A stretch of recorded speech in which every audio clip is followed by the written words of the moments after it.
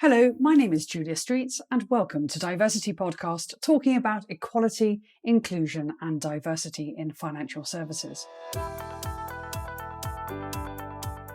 On the podcast, we seek to shine a light on positive progress, call out areas requiring further focus and offer lots of ideas to help drive change. And today, I'm joined by Georgina Philippou. Georgina is the Chief Operating Officer and a member of the Executive Committee at the Financial Conduct Authority, known by many as the FCA. Georgina was appointed COO to the FCA in 2015, and she is the accountable executive for the Women in Finance Charter, to which the FCA signed up in 2016.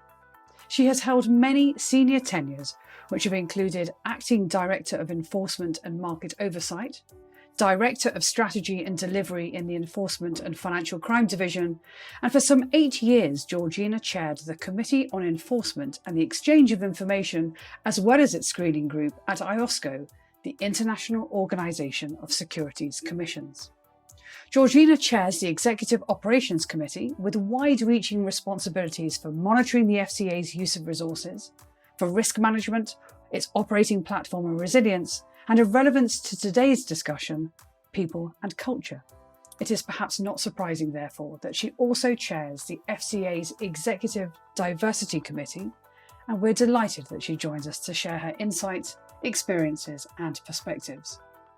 Now, it would take more than a lockdown to stop DiverCity Podcast from talking about the importance of D&I, and in this episode, we're recording this remotely. So I should flag that the sound quality does wobble a little on occasion. However, in my opinion, it simply does not deflect from the rigour nor the tenor of the discussion with Georgina today.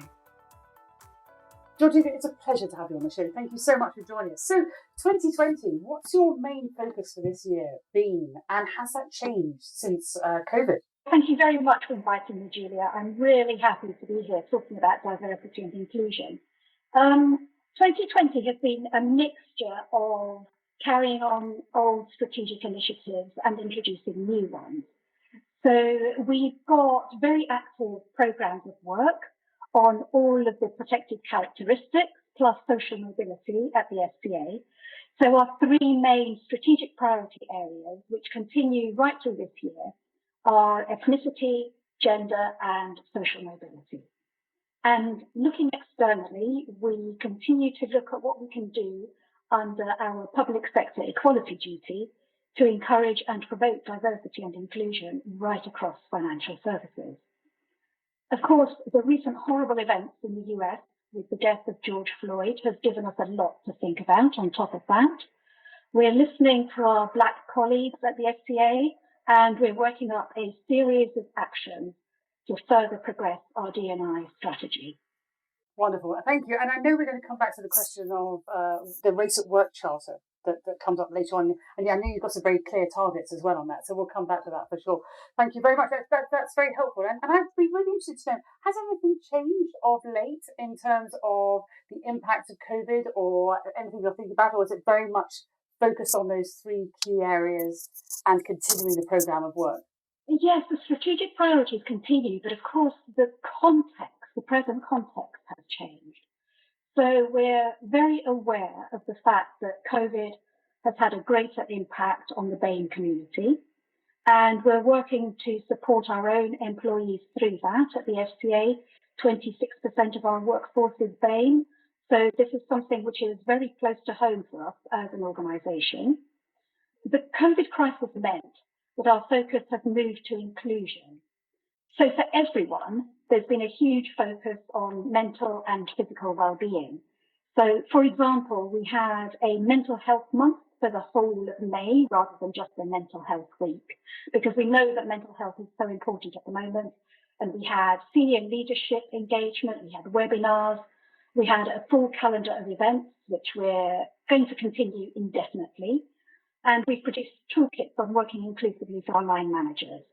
We've also done a survey of all of our staff to understand what their issues and challenges are when working remotely, so that all of that information can help shape supportive strategies as well.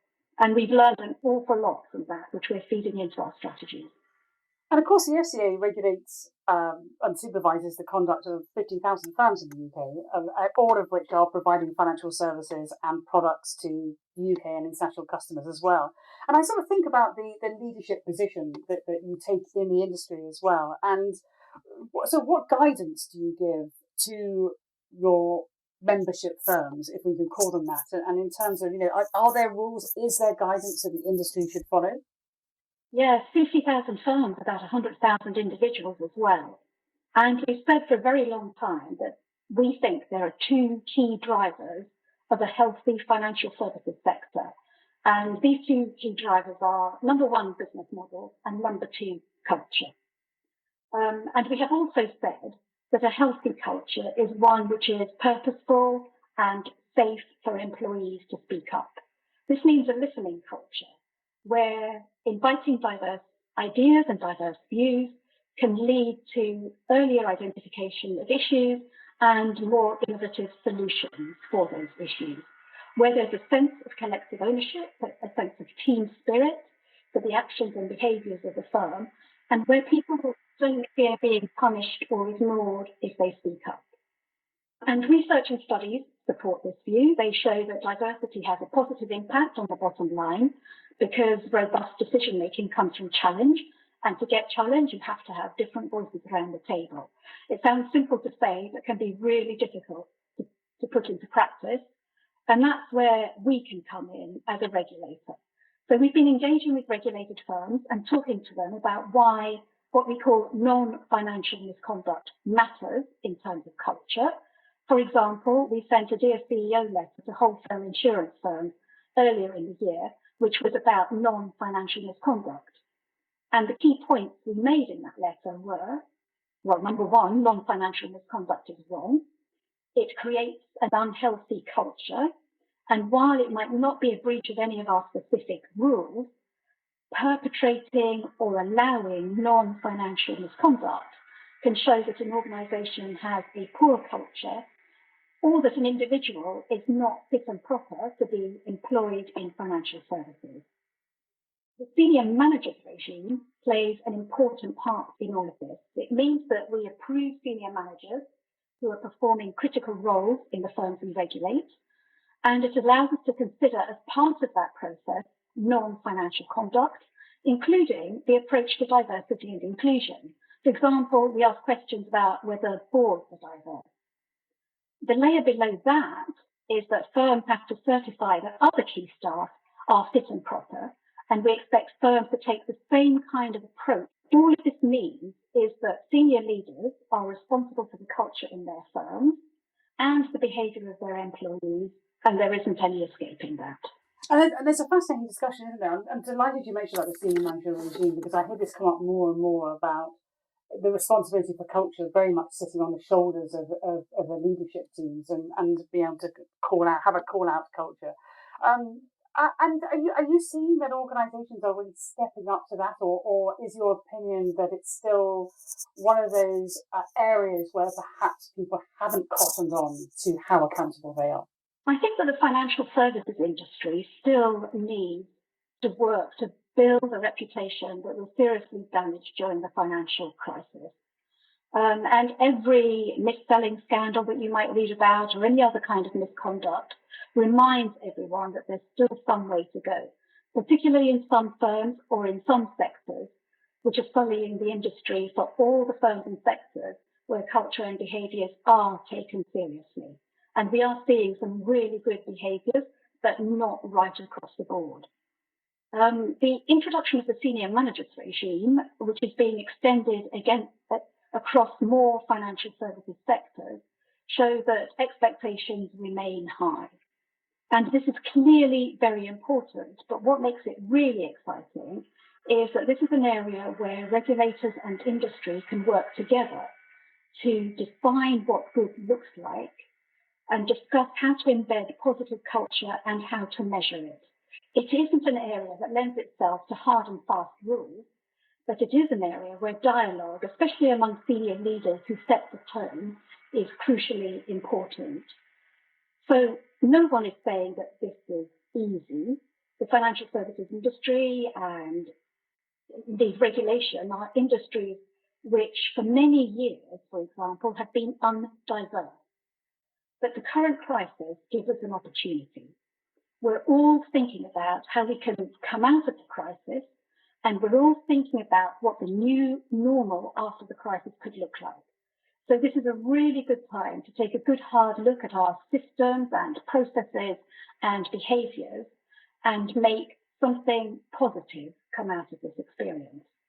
And, we've talked so far quite a bit about the senior managers regime, but industry codes of conduct and governance codes, corporate governance codes, are also recognising the importance of culture and the role that diversity and inclusion can play in a positive culture. So this isn't going to go away anytime soon. And I know this is something that as an organisation, the FCA is focused on very clearly. And I was reading your 2020 vision and equality objectives. And what really struck me, there are sort of 4 key areas that the FCA focuses on. One of them is reflecting the society we serve. The second being inclusive culture. The third, leading by example. And the fourth being consumer focus. And this is one of the discussions we have a lot on the podcast, which is, thinking about the society and the consumers that the industry serves as well. I'd love to hear more about how you're addressing that actually as an organisation, how the FCA tackles its diversity and inclusion initiatives internally. There are parallels with the way that we look at this internally and the way that we look at this externally as well. In that both internally and externally, it's got to start with personal accountability for leaders. And the way that we demonstrate that at the FCA is, well, there are many ways. A key part of it is that we have an executive diversity committee, which I chair. And that committee holds each of our ExCo members to account on diversity and inclusion in their division. So the committee asks each ExCo member some very tough questions about what their strategies are, whether there is diversity, describe the positive action framework, describe how you take personal accountability. So that's one thing that we do. Each member of our senior leadership team, so all of our heads of department, all of our directors, all of our people managers, have a shared objective to promote diversity and inclusion. And that is measured on an ongoing basis. It is a factor that is taken into account in appraisal and that is taken into account in measuring and attributing reward. So that is another key thing that we're doing. Other things that we have done, we've run a This Is Me campaign where we focused on intersectionality, and the purpose of that campaign was to encourage colleagues to tell their stories, to bring their whole selves to work and encourage conversations in the organisation about people's life experiences. We're on the second cohort of our BAME sponsorship programme, and we have a hugely impactful BAME reverse mentoring scheme.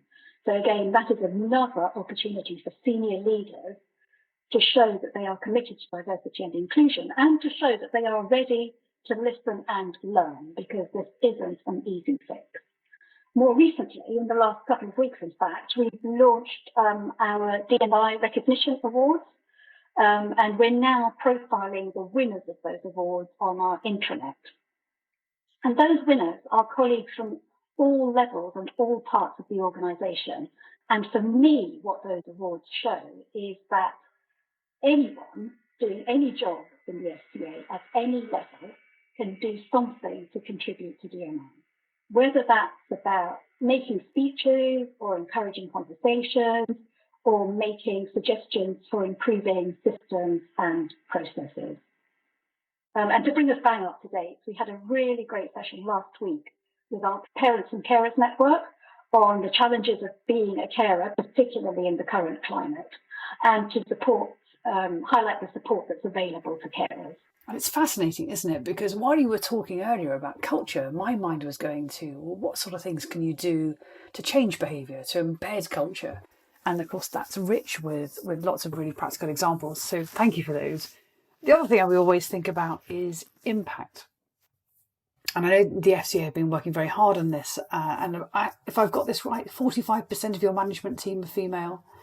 but I gather you're working hard to improve on that. Can you tell us a bit more about that?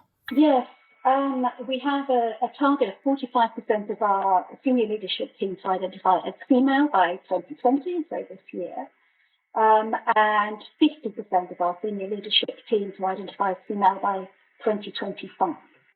And this started back in June 2016. We were among the first organisations to sign the Women in Finance Charter, which, as you know, seeks to increase representation of women in the financial services sector, especially at senior levels. And it was shortly after that that we set ourselves targets. We felt that was important in terms of focusing the mind on an area that is very challenging.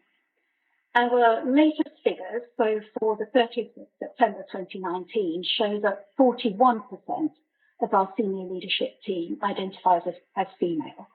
So at present, we haven't met our 2020 gender target of 45%. We knew that it was going to be challenging to reach the target of 45%.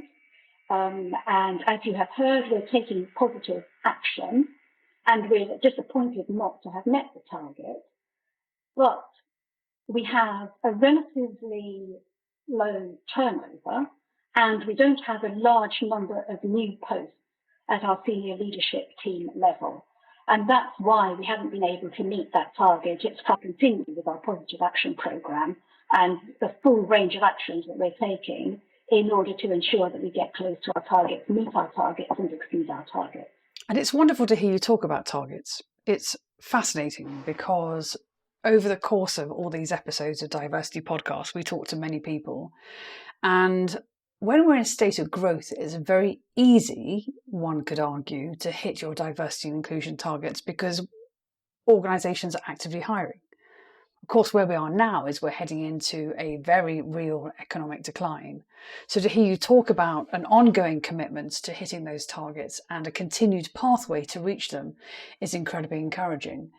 And also within that is the conversation regarding race. And I know you've got some very clear targets in there as well. Again, love to hear more about that. Yes, thank you. So our BAME targets are also deliberately ambitious. We want 8% of the FCA senior leadership team to identify as BAME by 2020 and 13% by 2025. And as of the 30th of September, 9% of our FLT identify as BAME. So we have, by a small margin, exceeded our target. Now that's great, but I don't think we can afford to rest on our laurels. Once again, we have relatively low turnover rates. We have a relatively small senior leadership team and relatively few BAME colleagues. So it could be, there is a risk that number could go the other way unless we maintain our actions and strategies.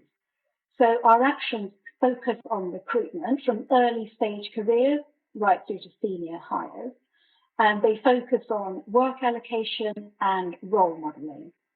We're now on the second cohort of our BAME sponsorship programme, and as I said, we've also introduced a BAME reverse mentoring scheme, which is proving hugely impactful. And last year, we signed the Race at Work Charter, and we published our ethnicity pay gap, and we'll be doing the same again this year. You'll have done your research, you will know that our BAME pay gap in 2019 was 28.7% median and 27.2% mean, which simply proves that we cannot rest. We have to keep going. I should emphasise that the pay gap isn't really about equal pay for equal work. But what it shows me is that we have too many BAME colleagues in relatively junior positions, and we need to think very hard about how we allow those colleagues to thrive and to progress through the organisation and translate the diversity that we have at the relatively junior levels into true diversity at senior levels too.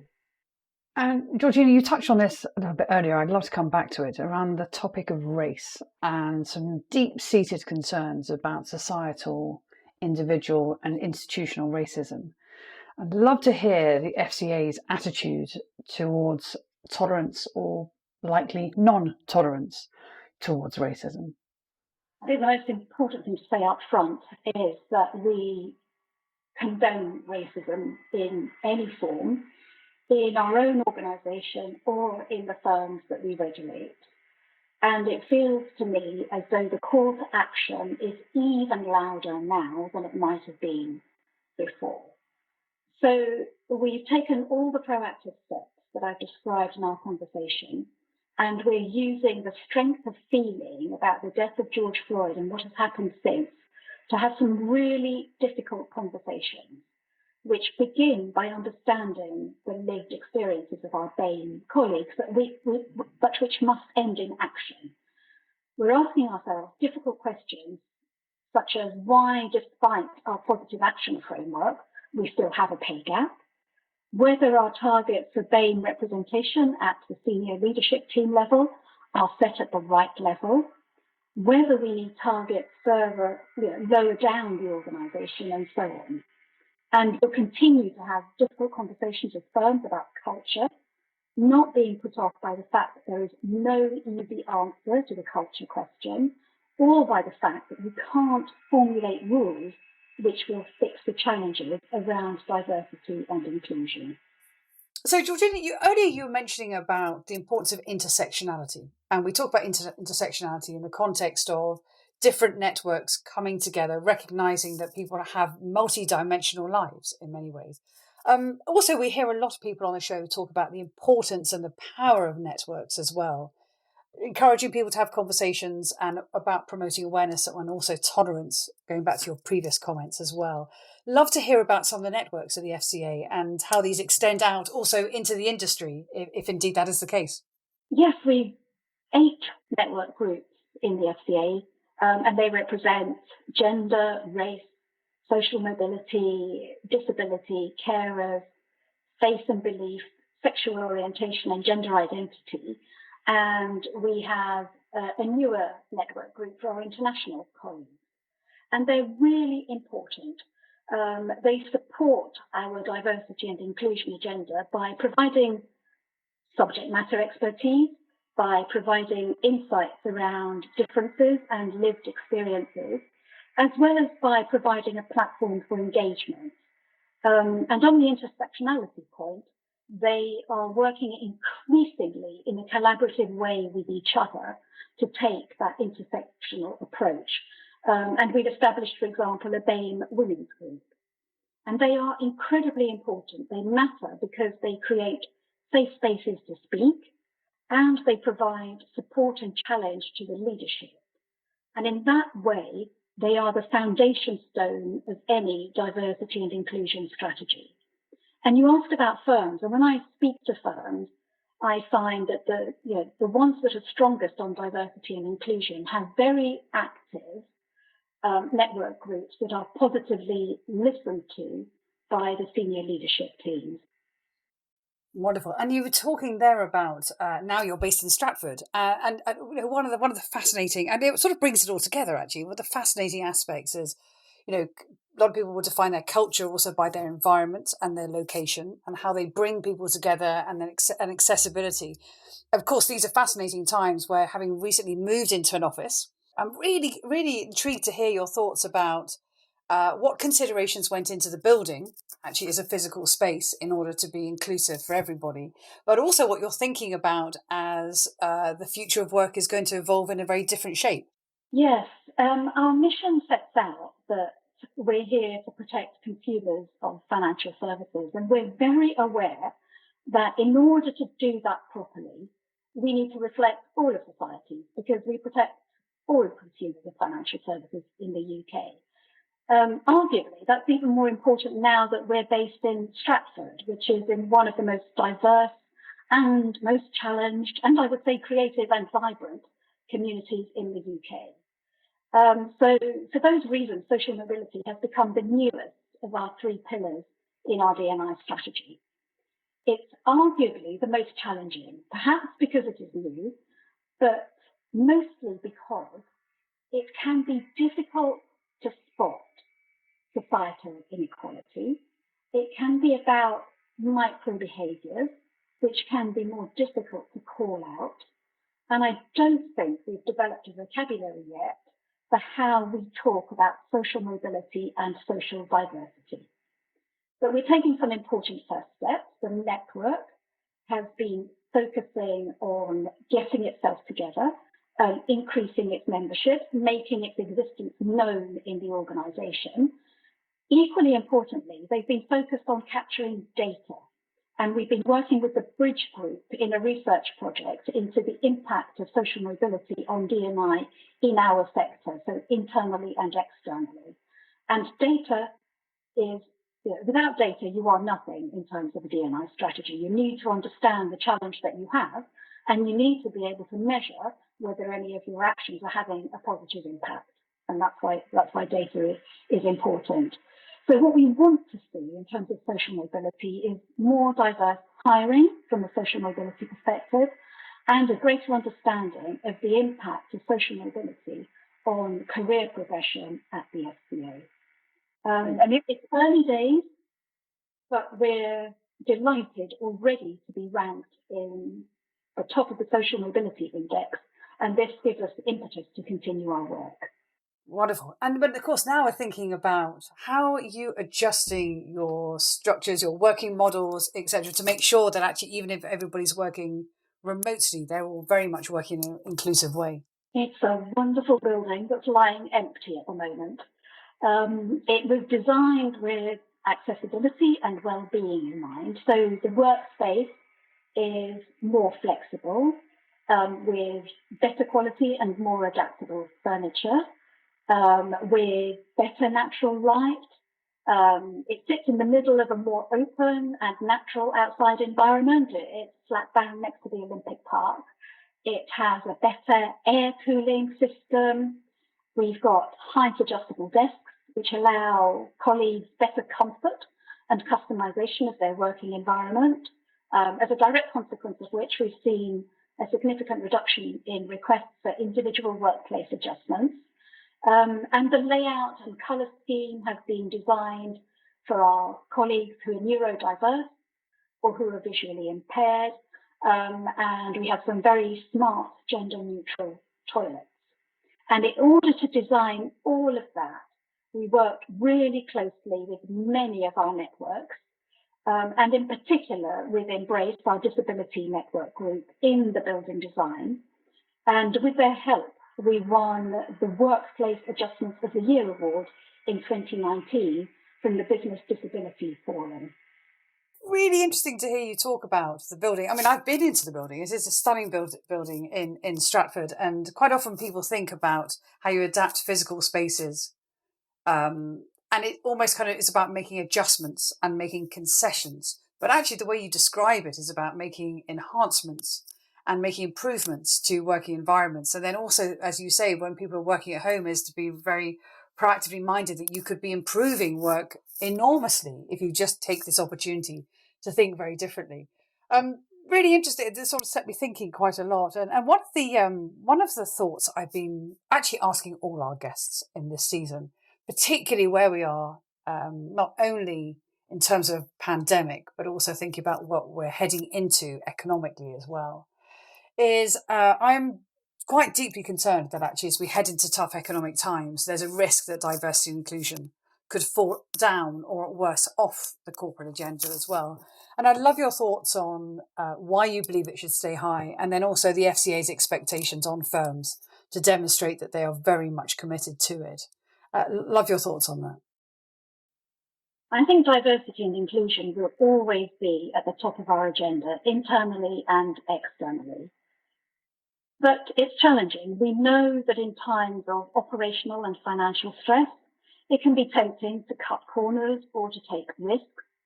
It can be easy to focus on the adrenaline rush of crisis management and ignore the importance of continuing to focus on culture and behaviours, especially when as a leader you can't physically see your employees and colleagues. So how do you define how things are done around here, which is the commonly accepted definition of culture? How do you define how things are done around here when there isn't a here? How do you know what kind of shadow you are casting as a leader if we're all sitting separately in our own kitchens and bedrooms and studies. One thing we do know is that when stress goes up at an individual or at a corporate level, then conduct risk goes up too. So I think it's important for all of us to be mindful of this and for firms to pay particular attention to their own operational resilience and the way that they are treating their customers.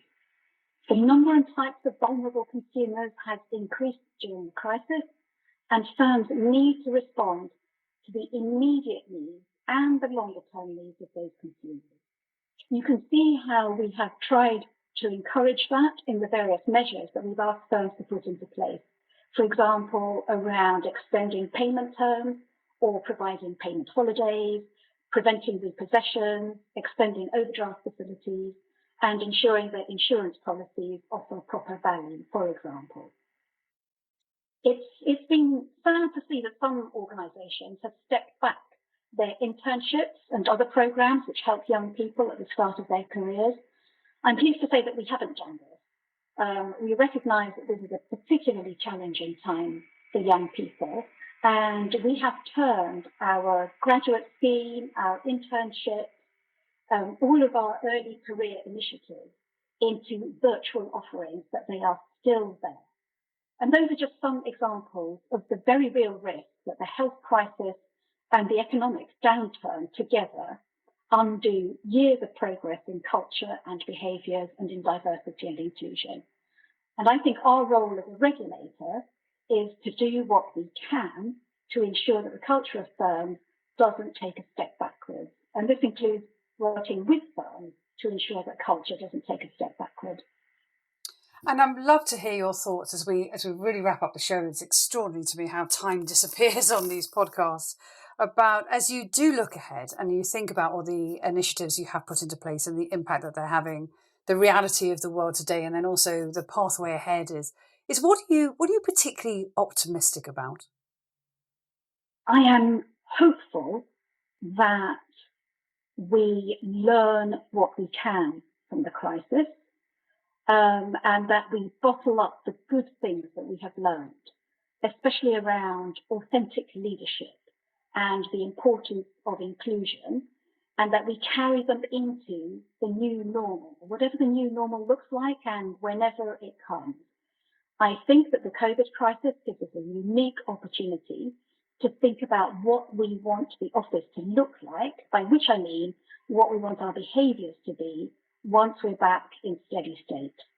Georgina, it's been the most wonderful conversation. I know how busy you are, and we're incredibly grateful that you've taken the time to record. Well, this is recorded during lockdown, so over to all our listeners, thank you as always. If there's been a little bit of interference on the line, it is just the working reality, but it's important to keep the conversation going. And Georgina Philippou from the FCA, thank you so much for joining us today. Thank you, it was a pleasure.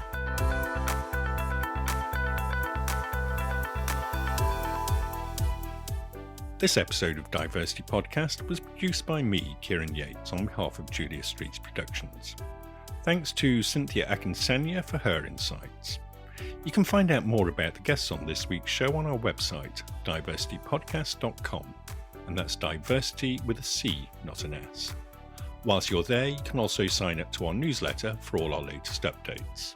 All our episodes are available in Apple Podcasts, Spotify, or your favourite podcast app. If you enjoy DiverCity Podcast, remember to share on social media and give us a rating or review. It really helps promote the show to a wider audience. Finally, our Twitter handle is @DiverCityPod. Thanks for listening.